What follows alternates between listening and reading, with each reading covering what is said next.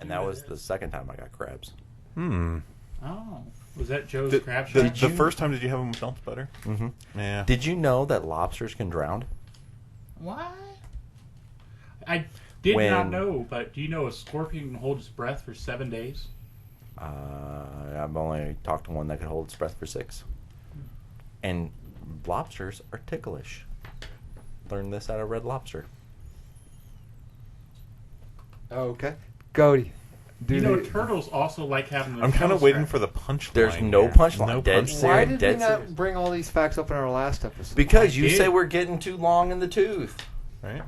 I was gone for a little bit. You could have done it then. No, because we had a genuine, yeah. honest conversation. We had a real conversation because Tyler floundered when you handed him the paper. I did not flounder. And hello, welcome to Previously on a Damage Control Broadcasting production. A broadcasting production. You know I have troubles saying words sometimes. You shouldn't have won. And I'm trying to get better, but it is a slow, methodical process, just like my patience. Hello. Welcome You're a to doctor? hello. Your patients? Well, yeah, he's a Every broadcaster. time you interrupt me, guys, I'm going to start. I thought you were going to say he was a proctologist. He's a proctologist. Hey, go ahead. I'm sorry. My goal every podcast is to get Daniel to laugh as hard as I did when I made my Anthony Hopkins catfish I cast you out joke. I have not laughed as hard at anything. I was so caught off guard by that. All right, take it from the top, Cody. Hello. Welcome to Previously on a Damage Control Podcasting production. I am Cody Dietrich, our humble judge for this show, where I, as an executive producer, am being pitched ideas for a new movie by my 3 competing artists or directors or writers. The subject of today's presentation will be a Pixar-like animated or non-animated movie. I did DreamWorks. And that's fine as well. Okay. Making a movie with anamorphism, where you give human-like characteristics to inanimate or objects that do not normally have them. So we should clarify, it's anthropomorphism. Right. Animalism is something different. Right. Anthropomorphism. Okay. Anthropomorphism. Animorphs was a book series. Mm-hmm. I did enjoy that as a child. Speaking of which, so I have 3 people joining me here today. I have Adam. Tyler. Daniel. and they are each going to be competing to win my approval to get their movie funded and made, and then be the judge and topic presenter of our next episode of, what was it, guys? Previously on. Damage Control Podcasting. All technically correct. Dead Air. All The right. better show. Wait. Before we... It does get the more views. Are you getting to who's going first? Well, I just had a... Who's on first? No, just had what's a- on second? I don't know who's on third. I just had a couple fun facts on real first? quick. Huh? Who's on first? Who's pitching? No, that's today. Who's on catching? first? The Greek philosopher Xenophanes. I'm circa sorry, what? The Greek philosopher Xenophanes. I'm saying that right? I don't know. I don't speak ancient Greek. I might be... It was pretty close, yeah. I think it's an accent issue, but okay, yeah. I think One it of is those old, Xenophanes. one of those old dudes. Is known as the first person to use the term anthropomorphism in the mid-6th century BCE. He used it as a way of how people assign human-like traits and qualities to gods to make them more relatable to humans. You have to describe human-like qualities to inanimate objects to sort of be able to feel or relate to them. Okay. All right, interesting. So that's the first recorded use of the term. Nowadays, it's more been sort of move forward to basically in modern day animation television where you have a mouse wearing pants. I have one question. Yeah. What's the E in BCE stand for? It's not Era. Before Common Era. So it's not before Christ and after Christ. They changed it to try and take religion out of... Right, yeah, because right now, if you're tracking eras, you don't use AC or BC and AD anymore, which was before Christ and after death. It's now CE and BCE, which is CE? Common Era and Common before Era. Common Era. Gotcha. Okay. trying to separate science and religion. Another thing, anthropomorphism is also commonly tied with personification, where you and it's more of a literary term instead of I'm saying these words wrong. No, you're doing fine. A literary term of giving sort of alluding to sort of like my car broke down or because it died. Well, a car can't die, it just broke down, but we use human-like expressions to sort of amp up the experience of sort of like relating to stuff. Yeah. You know what kills me about us? What? It's like whoever's hosting struggles to keep the show on topic, and we get flustered. And then when we all get quiet, we get flustered. It's like, why are we all quiet? Yeah. And so Giving you space. while researching for hosting this, I found a couple of these things that I found interesting and sort of hoping to see some of these instances and the difference between anthropomorphism and personification and your pitches. Okay, so before It's not going to be a grading quality. It's just more of like what is an actual anthropomorphism per a personification. Like a personification could be the idea of death as a person, or an anthropomorphism, death is a person. Okay. That makes sense? Yes. Sure. Yeah. Either way, I'm fine with either category. It was neat to see that the difference between the two from sort of a writing and sort of idea standpoint. Fair enough. Like how Mickey Mouse could be an anthropomorphized mouse character, and Joy from like Inside Out is a personification of the Joy. Personification of joy, the emotion. Okay, fair enough. All right. Okay. Does that mean that Joy has personified emotions inside her head?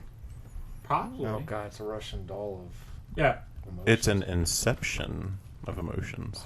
So now that I've Emoception. rambled a little bit, Emoception. You know how you measure you can- those? Emotionometers. Yes. Before Beat me to it. hang on. This is important. Before we decide who goes first, Adam's a going word, first. A word from our sponsor.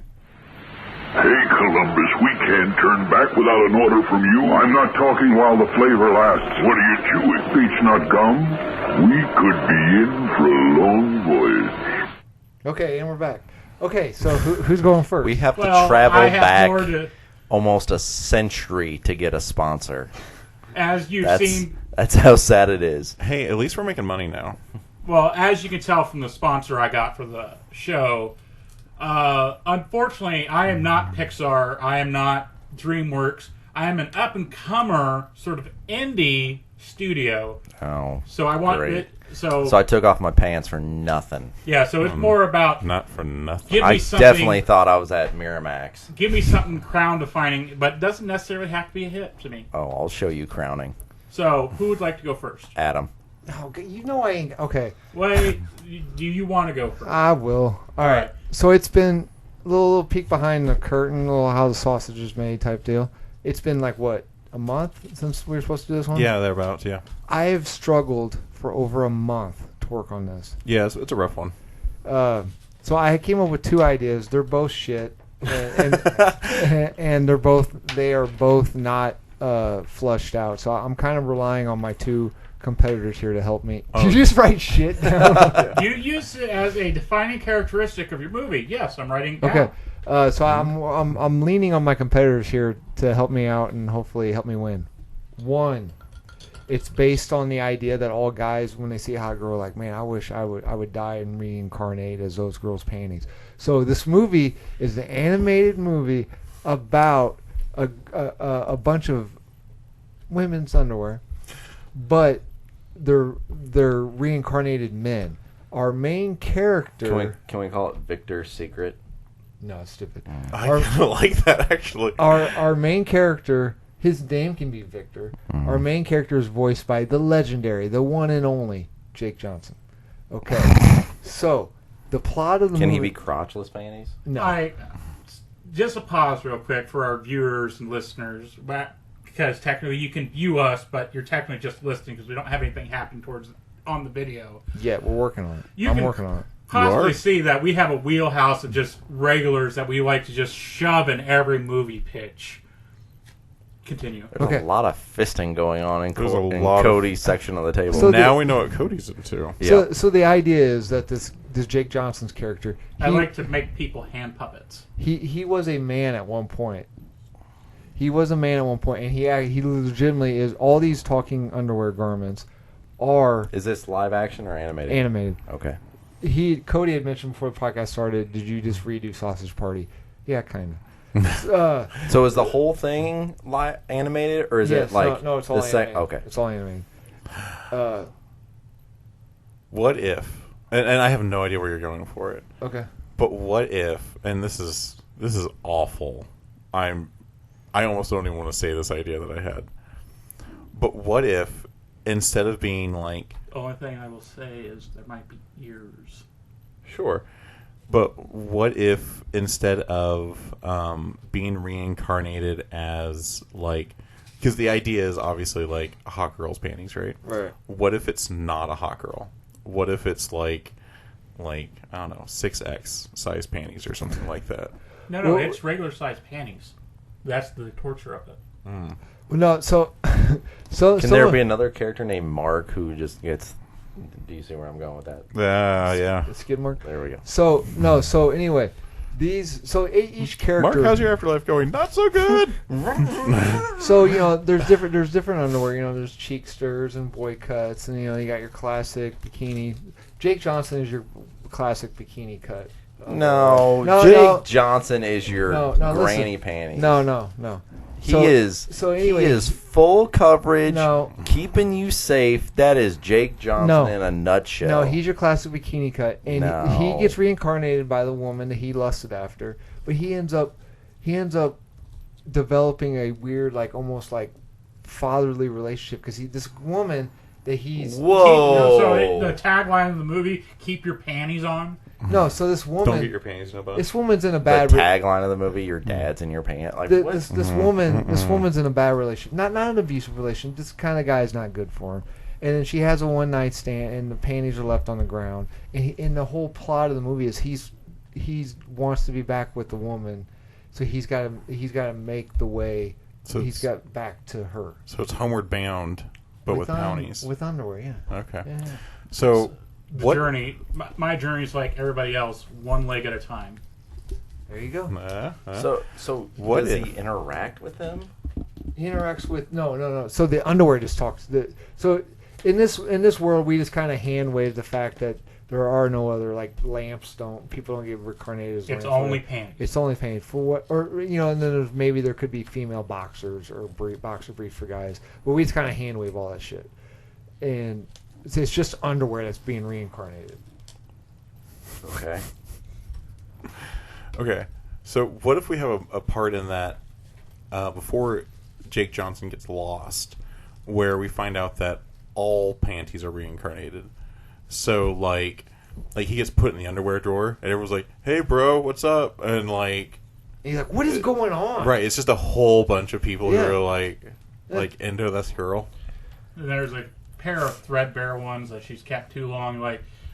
So you're my replacement. Yeah, and he's in that underwear is voiced by Clint Eastwood or something. Yeah, but the problem. Well, never mind. I don't want to think too far into this because it makes me feel dirty. Yeah, it does, right? Of all of the things that we've discussed, this is the one. Because I was gonna say, if all underwear is reincarnated, then you'd have a problem with age. We're hand waving. Okay, I'm not gonna lie. That's a big negative, man. Ooh. Okay. Sorry, I didn't mean to do that, but No, we're hand waving that. It's just Okay. adult underwear. We're not talking. We don't even approach the top. okay. As long as there can be a scene where you've established that all adult underwear is reincarnated. So all the panties that our main character is interacted with are all guys. Yes, It's the one night stand where like he's like laying on the floor and he's talking out loud, and then the dude's boxers is right next to him, and it's just like some really like flaming voice that comes out of the boxers because you expect it to be a female. Right. Mm-hmm. So they go. Okay. So maybe the more, because I wanted the one thing God, this still makes me feel dirty. The one thing I don't like this one. The one thing I struggled with is like I wanted to have like a Pixar moral. So maybe Jake Johnson. Well, you're kind of like. Maybe he wasn't an abusive boyfriend, but he didn't really treat women. He didn't really respect them right. And now he gets a different perspective. He's this girl. So this is overbound. He wants to give them support. What women want. And Shallow Hal, yeah. He wants to give the women support. Yeah, this isn't a PC. This is not going to be a PC movie at all. But I'm just saying, like maybe that's the moral. Like he learned, like man, I was a horrible person, but as a pair of panties, I learned how to be a good person. Yeah, but most of those stories, like the resolution of those is, oh, I now am a better person. How do you do that as a pair of panties? I had to catch a lot of crap to be a good person. We got so many good one-liners, but we can't make this movie. Why not? There's too much. There's some things like if you think about it too much, it ruins a lot of things. You don't have to think too much about this. See, all you have to do is think about it, and it ruins it. Here we get around my comment, which I shouldn't have said, is you don't show anyone that's under the clearly adult age. Yeah, right. Yeah. So, like, in that universe, they just don't exist. I think this is a movie that I don't even want to discuss, and we have discussed about a bunch of. All right, here's my. No. You've already submitted a movie. I have your sticky note. You don't get a redo. No. Well, no, that's fine. We can keep this one, but here's my other one. This is the other one. This is the one you should have done. This one's based off of Han Solo in Force Awakens saying it's real, all of it.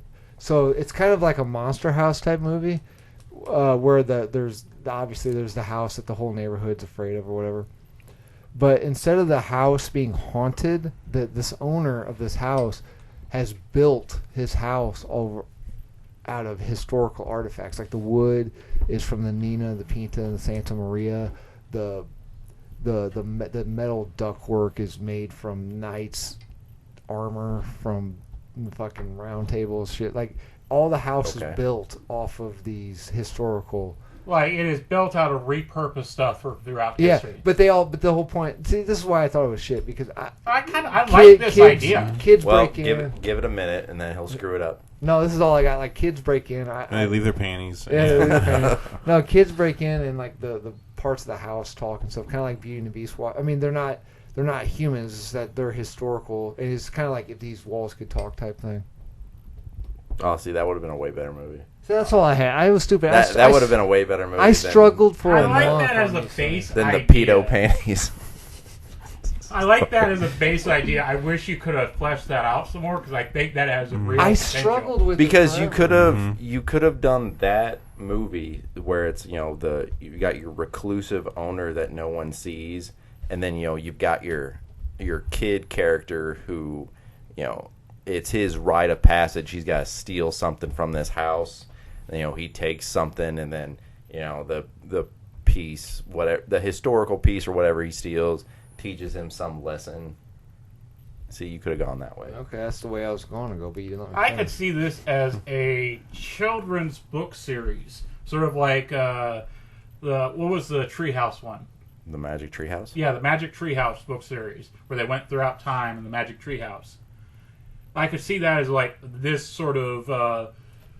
Yeah, you could have done something that way where like he like touches the doorknob, and the doorknob is from George Washington, the White House before it was burnt down in 1812. and that 10 years of the war? Huh? The War of 1812? Yeah. Oh. And then that transports him to that time period. I like my. And then you idea. get the dude that owns it can be your Christopher Lloyd page master librarian character. That'd be cool. That would have been a much better movie. But technically, I haven't heard the other two pitches yet, so you're still technically in the running. Okay. But I hate to say it, it's not going to take much to probably blow it out of the water. I told you I had nothing. I struggled for like a month on this. You was making certain I couldn't bat it back to you at all, wasn't you?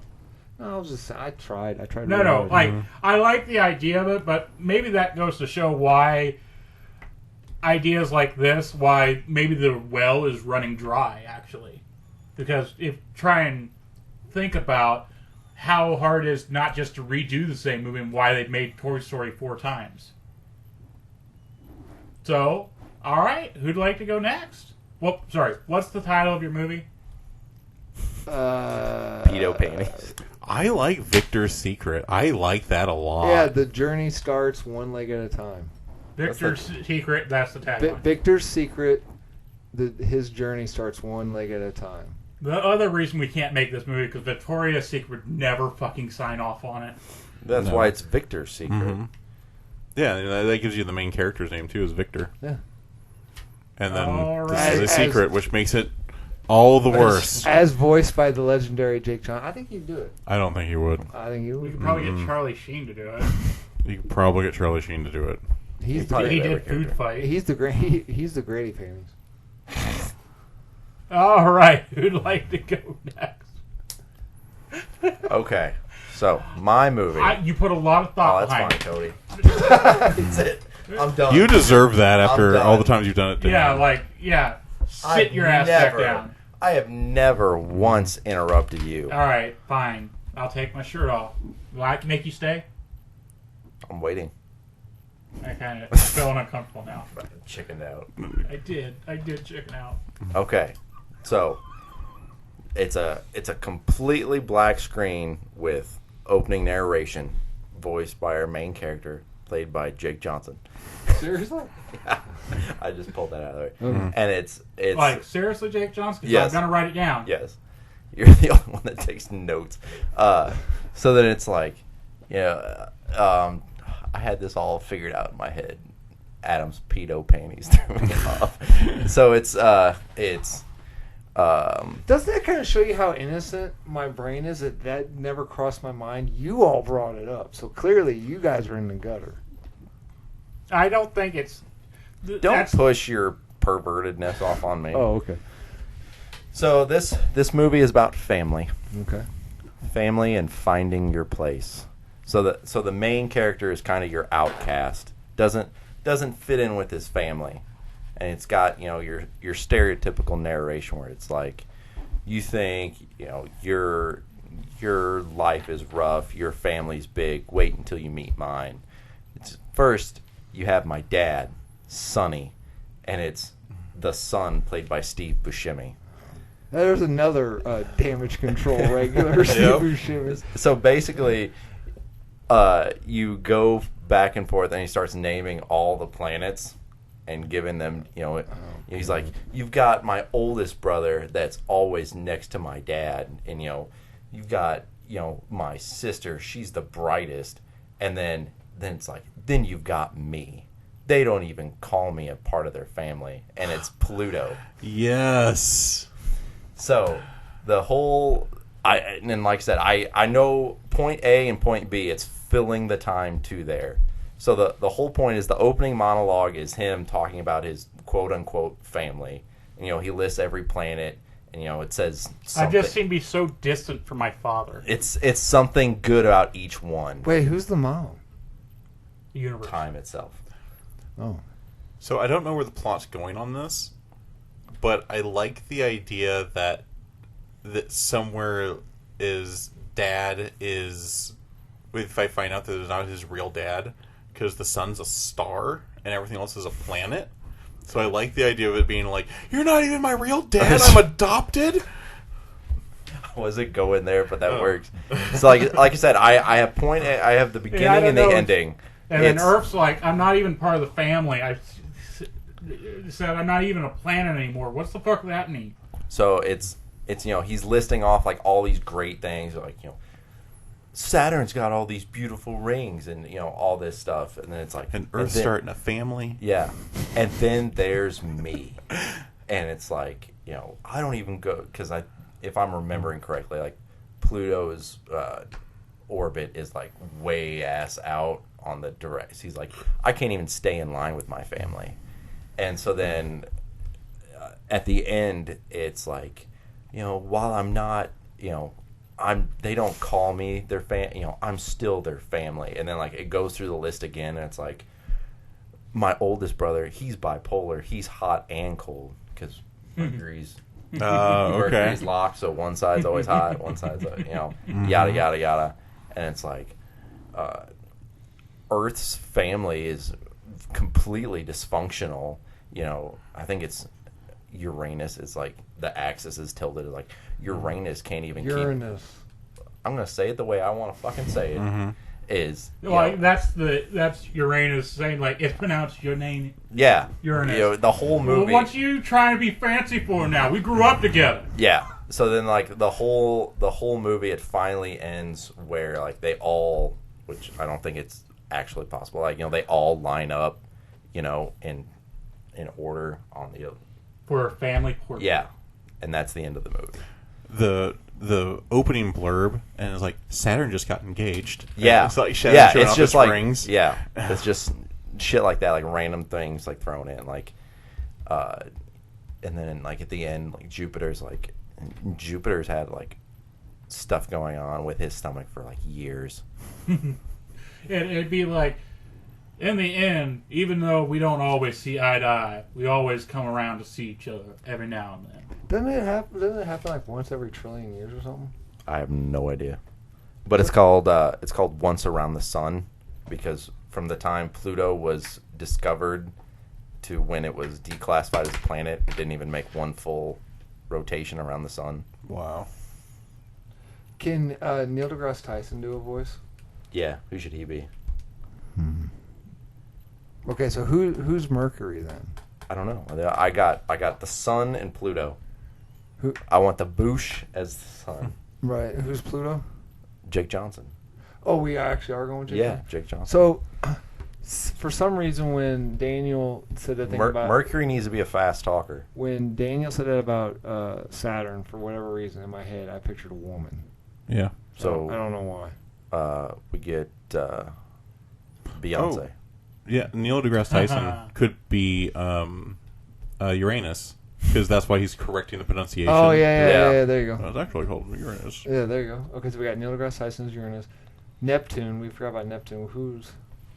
Oh, so we're going backwards. So Jake Johnson, Neptune. Get Jason Momoa. He does seem... For the Aquaman reference? Yeah. All right. And what about for Saturn? No, instead of Beyonce, why if we do that one Hispanic woman that was in that one TV show, Sofia Vergara? No, she needs to be Venus because Saturn, Saturn, they put a ring on it. Yeah, that's why it's got to be makes Beyonce. sense to be Okay, well, then Sofia Vergara can be whatever you Venus. say, Venus. And then Jupiter, you need a loudmouth. So I want Kevin Hart. He's a loudmouth. I want like a New Jersey accent. And what about Jason Mewes? Oh yeah. Okay. Yeah. They got Mars. Mars can be Kevin Hart. I'll talk. No, or Mars. Mars needs to be someone from Game of Thrones, like one of the elderly statesmen of Game of Thrones. Oh, Peter Dinklage. Oh yeah, that might work. Okay, I was thinking either him or he played Davos, or he voiced Man at Arms in. Yeah, someone like an elderly. Yeah, that'll work. And then for Earth, we need someone like really motherly, someone with like a really matrony kind of feel to her. Julie Andrews. She's still alive? She fucking better be. And then she could make a joke. I'm not flat. Yeah, I'm like a double D. Seen her naked. What about who do we got playing? Oh, Mars was the Game of Thrones. So that's all? Then Venus. We didn't do or Mercury. We did Venus. Venus is Sofia Vergara. Oh yeah, so and then Sofia Mercury. And you need a fast talker. Fast talker. And then we have a cousin, I think. He goes by X. No one's really seen him. Gonna give it to So who's a fast talker? Be like a young kid, right? Well, like I mean, technically. I mean, this may be just because he's hot right now, but Ryan Reynolds, that man can can spit a line. He'd probably do it. Yeah. All right. But I want to do the thing like where in the dialogue, like if they're actually like moving, like it sounds like they're moving. Like if it's Ryan Reynolds talking really fast, like you like have him like going in front of the mic like this. Well, not or it'd be easier to actually just move the mic. So, Yeah, like when he's up close, he's talking all nice and stuff. But when he's further away, he's talking shit. Really Yeah. funny. Like, oh, it's so nice to see you, fuzzy piece of shit. Yeah. It's really nice. Oh, and look, you're so far away. All right. I'm liking this. I'm still thinking the panty ones.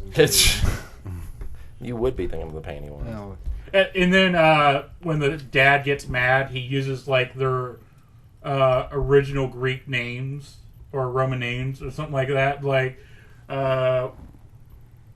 Mars, Ares. So like, and then like when he gets mad, he has like the coronal mass ejection.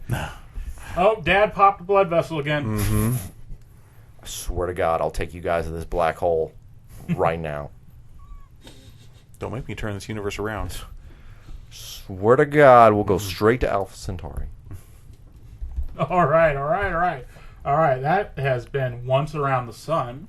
Once around the sun. It is looking very good. Mm-hmm. That's a great one. That's a great idea. All right. Any other things you'd like to add? Any other things we think might need to be in this movie? Oh, like I said, I don't have a plot outline. Like I don't know what the whole thing. I guess it would be more of like an educational type thing with like the moral of the story being, Even though we're far apart. Well, it's family and the fact that it's not a planet anymore, but like it's still important because it's about. What if you say we'll take it to the black hole? What if something like a black hole finds its way into our solar system and they use Pluto's gravity, rotational gravity, to help pull each other out, and it's like just because I'm the smallest one in the family or I look the weakest or whatever, something like that. There you go. Hey, yeah. Neat. Look at that. You He could be feeling depressed, and he's got a new friend on the outskirts of the universe, being like, "Hey, they don't want you. I'll take care of you." Like Pluto's gonna leave our the group of planets and like break off and go into this other section. All right.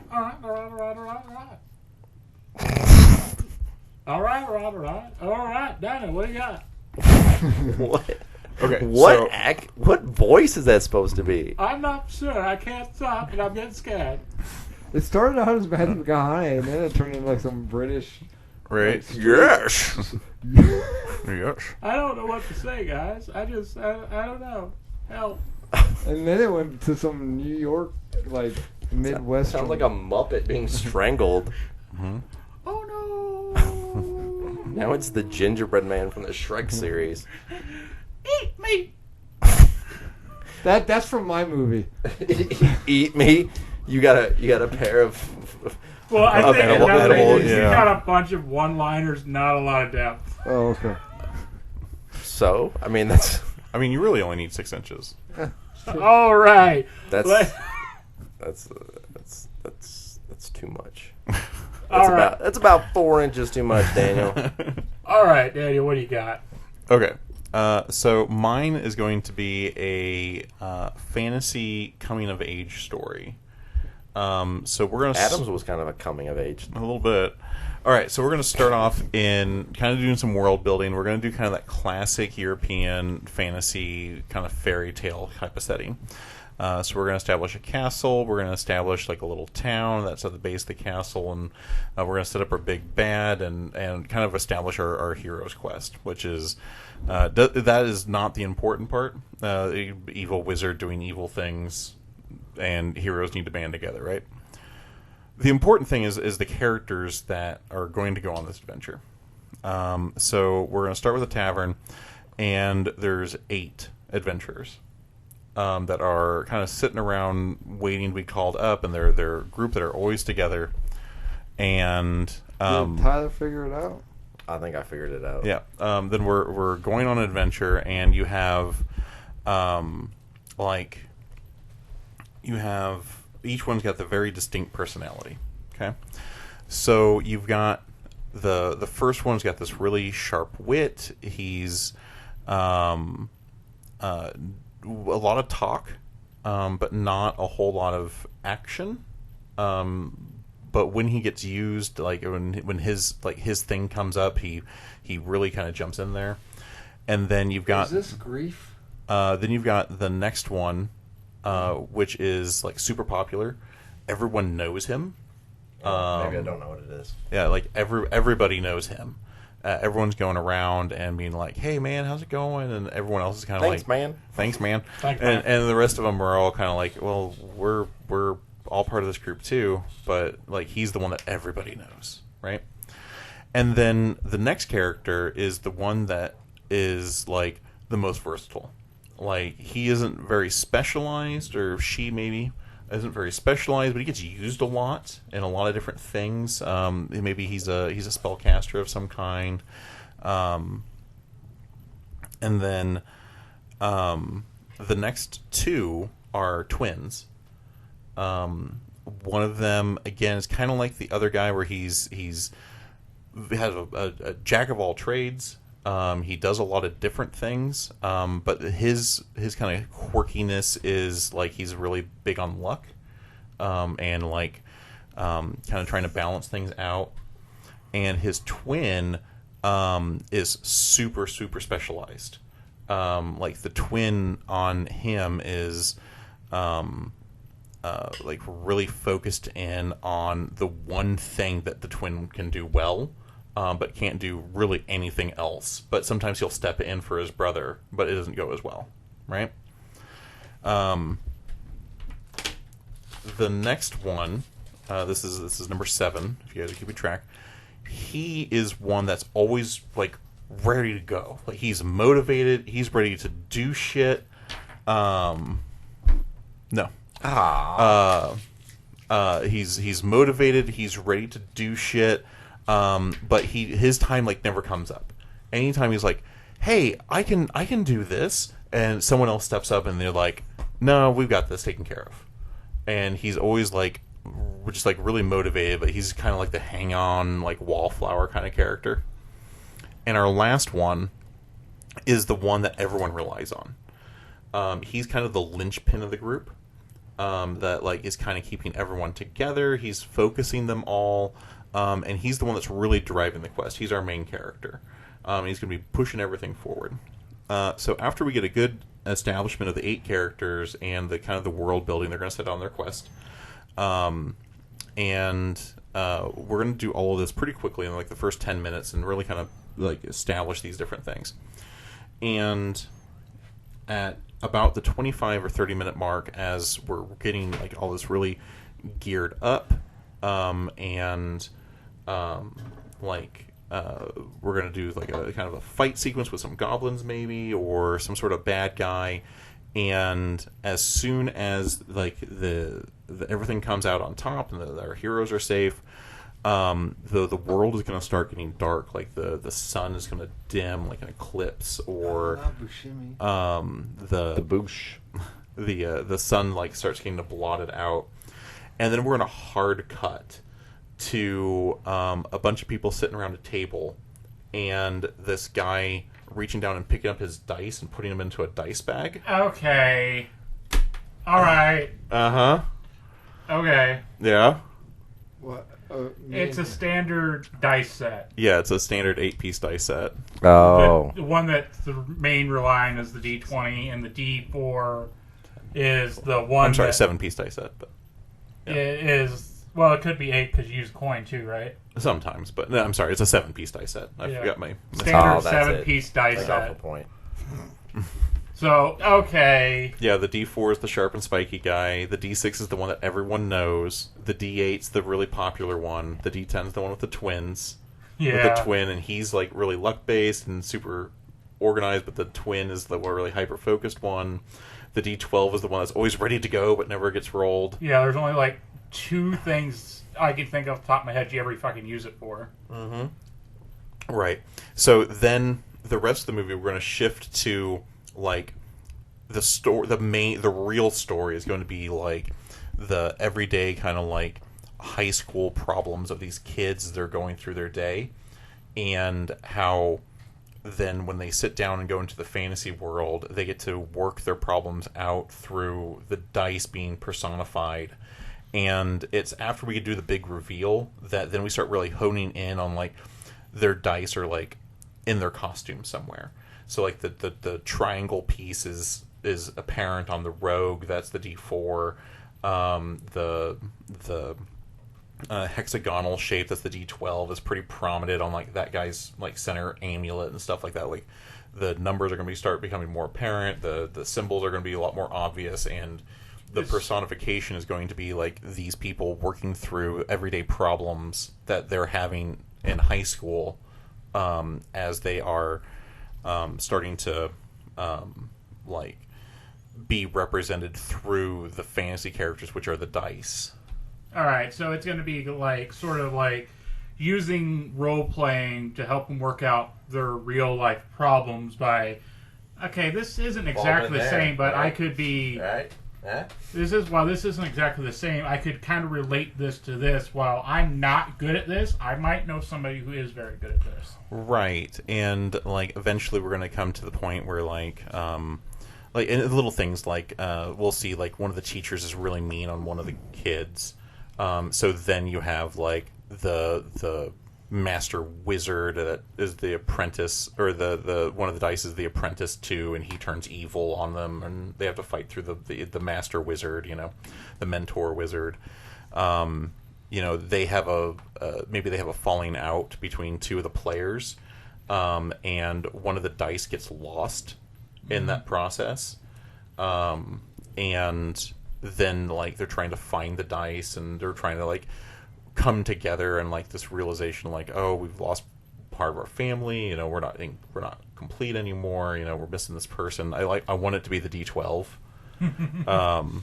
And oh no, I can't roll for my great axe. Right, I've come to save the day, y'all. Right, exactly, and that's where it comes in, is that like at the Y'all. very end, the guy finds the D12's like tucked in a dice bag, or it fell out in his D&D bag or Miley something. Cyrus will be voicing D12. And Like she came in like a wrecking axe. right, and then like the D12 was clutch in that moment because they needed it for something, some spell, some great axe, maul, or what have you. Not a maul, because maul doesn't use a D12, but whatever. And that'll be the end of the movie when they find that die, and they get the die set back together. So can we have a scene? So the climax is them finding the die, the missing die, and then them coming through clutch and the fantasy representation. So is it, because when you were talking, I kind of had this scene in my head where it's like going back and forth between the fantasy and the real life, Yes. like both, like as if in real life, they're turning stuff over, looking for this dice because it's important, and then it jumps to the fantasy realm and they're doing the same similar thing, and then it's just going back and forth until you have the scene where they both find the real life, they find the physical dice, where in the fantasy realm they find the actual character. Yep, so it's kind of exactly. playing back and forth, jumping back and forth, so you see how these are running parallel to each other. Right, I want to do a lot of shots like that, but I also want to do the split screen thing where you see a line cuts right across, and you have the real world up top and the fantasy world on bottom, and you can see the interactions between them as they're going or they're talking about whatever stressful thing, because it's going to be kind of boring when it's in the real world thing because it's just life. So I want it to like directly like in the split screen show the fantasy stuff. All right, so like examples is just sort of thing like, all right, there's this giant rope across this chasm that you got to balance on to get across, and it's just a kid on the other side of the screen doing the balance beam and gym. Yeah, something like that. That'd be cool. Yeah. So a lot of like kind of moments like that. And I have an important question. What role would Jake Johnson have in this movie? he's the D6. Cool. I'm down with it. Okay. All right. What is this movie called? Know your role. No. God, we should just do like a pun fight. Oh, that's all of our podcasts. Yeah. Yeah. All right. We have anything we want to add to this movie? Any last thoughts? No. Wait, is this animation? I Yeah. was picturing- Mine would be like kind of Pixar animated, Oh, okay. but like it wouldn't like the dice would get like smiley faces and legs. They would be human or fantasy type creatures. Gotcha. Okay. That would be like animated in the fantasy world. It's just Gotcha. the personality representation through the dice, All right. Let's do a last minute review. I think it's obvious who won that one. Well, I know, I'm right? gonna go through the thoughts that I've written down for each of your movies. We'll start The with thoughts that you've written down. wrote down for the Wrote 'em movie. down. Like I said, Wrote Yeah, down. don't question Cody on this podcast. Y'all. on this podcast. All right, starting with Adam and the movie Victor's Secret. I have shit. Pedo panties. Panties that are reincarnated. Jake Johnson. Skid mark. Provided by Tyler. Jake Johnson has a bikini cut pair of panties. I don't think he'd be bikini cut. I don't see it either. Line in the movie: don't get your panties in a bunch. Sort of homeward bound meets Meets pedophile. what women want. Don't think about it too much. Uncomfortable. Very uncomfy feels from that one. All right. Next, we have Once Around the Sun. Boo. It's about family. Jake Johnson's in it. It's a family. Find your place. Do we think if Hey. we mention him enough, Hey, like he'll don't forget about the Boosh. Yeah, I was getting there. He has his own podcast. Jake Johnson does? Yeah. Steve Buscemi as Who the doesn't? titular son. Well, not Not as the titular. but as the Well, I mean, he is in the fatherly title. son, Oh, I suppose. based on our solar system The and penultimate. the 10 That doesn't person make sense. family. The Boosh. It's a family find your place sort of movie, and the connections, even though we might be far away, how close we can get sometimes. And then we have Know Your Role. Boo. Fantasy, coming of age story. 8 adventurers. I It's wrote down... I miscounted it 7, but Yeah, so... Well, I wrote down 8 adventures. So my initial thought was going to be, is this some sort of like weird Snow White and the 7 Dwarves? Oh, I Because that's guess. the only thing I could think off the top of my head. 8. I thought you were doing chess when you said 8. And Yeah, I was like, that's fair. Then you started giving them all different personalities. I was like, right? Yeah, What? it's about dice and their interaction between using fantasy things. I don't think I saw Jake Johnson wrote down there. It was a last minute thing. He's I the didn't write D6. down.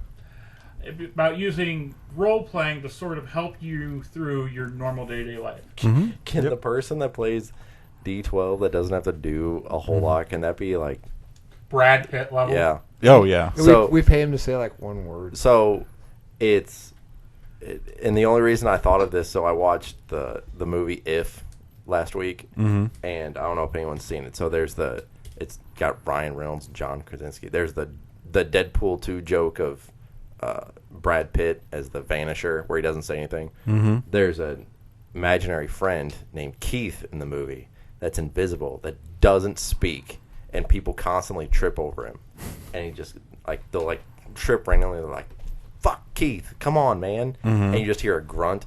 Apparently, it was Brad Pitt, and in the credits it says introducing Brad Pitt, That's awesome. and that's what it made me think of.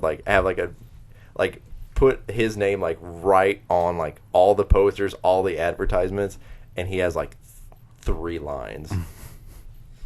That'd be fun. Like Brutal critical. they save him, and his only line is "Thanks, man." Thanks, man.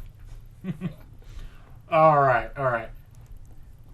Adam, you put a lot of thought into your movie. Did he? Yeah, but I did actually. surprisingly, yeah, I feel the thought put into the movie. The unfortunateness of it is if you think any amount of time on the subject, it spirals completely out of control, and so I'm gonna have to pass. It's not the movie's not good. It's just we're not ready for it. The reason he's passing isn't because it's not good, but I mean it's not good. Well, I can't say I absolutely hate it because I want him to try and bring something else back to the table later. Oh, okay. So I don't want not that movie. I can't do this movie, but I would like you to work with me in the future to maybe make something else. All right, so I don't want to burn the bridge. so these guys come back reincarnated as bras. All right, what is it called? Fun bag holders? No, it's called over the shoulder boulder holders. All right, that was completely bad of me. It was awful. You should feel bad. Fun bag holders. Daniel. Yes. Oh, Tyler won. Maybe. A rare Tyler victory. Maybe it's an M. Night Shyamalama Ding Dong twist. I Yeah. love the idea of your movie. I think on a mad broad appeal, it might I heard him say mad bra. a mad broad psyche appeal. We need a few more years before we could possibly make this movie. Like it is on the docket to get made, just not this year. I mean, Dungeons and Dragons, Honor Amongst Thieves, and but Enchanted. Like I said, I think for what is going to sell at this exact moment, it is not this, but it is on the docket. All right. Like, I reserve rights to this movie so nobody else can make it. But I need something that I think is going to be an easy competitor for the main brands, and I'm going to go with Once Around the Sun. Congratulations, Tyler. Boo. I definitely didn't think I was going to win. I got to quickly come up with a topic. Cody Stahl. Oh, okay. Well, like I said, while there was no bad ideas, except Adam's, I did enjoy, for the most part, all the pitches. Except for Adams when I thought about it too much. It was an initial great thought. I like, this is the next sausage party. But then I got to really thinking about it for even a second. I'm like, okay, we gotta roll this back just here. Now I sort of understand why they didn't make the Pixar closed movie. Yeah. Pixar closed movie. Yeah, there was a joke how Pixar was going to make a close movie. Oh. And now I can kind of understand why, because going forward, though, I like your gumption. You're going to have to just rein it in just a hair. Even for someone who doesn't like think pieces. Rein it in just a hair. So, sorry. Panties, hair. See where I was going there? And then, what and whatnot. Oh. That's what mine was going to be. I don't know. I want something off the wall. So some of my favorite movies that have animal. Try to get my movie to work. It has to be sort of. You have to go and listen to all of Adam's pitches and be like, and fix them. So it's an impossible task. No. Okay. All right. So here it is. So I want a good mystery detective movie. I want the more noir elements you throw in it, the more points you will get. It doesn't have to be like a 1920s detective movie. It can be set in modern day. You can make it like a fantasy mystery type thing. I want a good mystery movie. I want a good whodunit type thing going on. I can't think of a very good... I have an idea, but if somebody else steals it, I think the last good mystery type whodunit movie that I watched was the Knives Out. Yeah, the 2 Knives Out were pretty decent. I haven't seen the second one, but that's kind of what I'm... I don't know if there's a third one. They're filming the third one right now. Yeah, the second one's pretty good. I'm not going to say you have to have these characters or these things, but like what I think of is, you have your hard boiled gumshoe, your I like I said, my brain goes to like black and white, that it's always raining type of internal monologue. But again, that they're not requirements. That's just kind of what my brain goes to when I think of whodunit type movies. Like your detective that everyone thinks is an idiot, and then is actually like 3 steps ahead type thing. But he thought he had me cornered, but little did he realize I had already placed a lit match underneath the curtain in the other room, and the fire is spreading quickly. Like your Columbo, the guy thinks they've got away with it, and he's like, "Oh, just one more thing," and then completely unravels it all. That's what I'm looking for. That's the kind of movie I want. Okay. Gotcha. Not panties, Adam. Okay, so tune in for our next episode of Previously On, where we will try and build our own mystery detective movies. All right. So thank you so much for listening to Damage Control Podcasting. This has been Previously On, one of our many flagship shows, a Damage Control Podcasting production. Make sure you check out new episodes every Monday on YouTube and SoundCloud and Apple Podcasts. Links in the description. And make sure you check out our social medias. You can check us out on X, on Instagram, and on Facebook. Please like, comment, and subscribe. And remember to sacrifice Cody. Always sacrifice Cody. Adam, push the button.